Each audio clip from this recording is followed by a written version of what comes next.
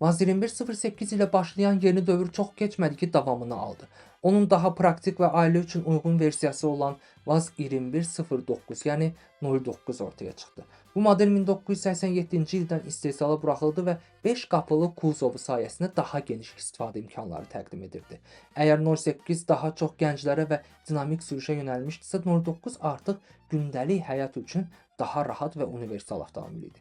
Texniki baxımdan Vaz 2108 ilə eyni platformanı daşıyırdı. Ön ötürücü sistem, eninə yerləşdirilmiş mühərrik və nisbətən yüngül konstruksiya.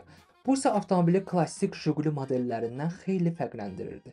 İdarə olunma daha stabil idi. Xüsusilə sürüşkən yollarda bu fərq açıq hiss olunurdu.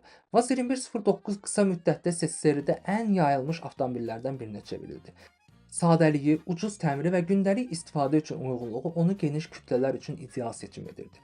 Bir neçə ildən sonra isə bu modelin sedan versiyası, yəni Vaz 21099 təqdim olundu. Bu artıq 09-un daha klassik görünüşünə sahib variantı idi. Vaz 21099 1990-cı ildən istehsala buraxıldı və xüsusilə daha konservativ sürücülər üçün nəzərdə tutulmuşdu. Arxa hissədə ayrıca baqaj bölməsi avtomobilə daha ciddi və statuslu görünüş verirdi.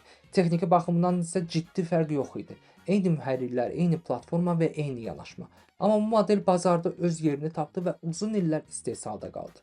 Beləliklə 08, 09 və 099 birlikdə Avtovaz üçün tamamilə yeni bir mərhələnin başlanğıcı oldu.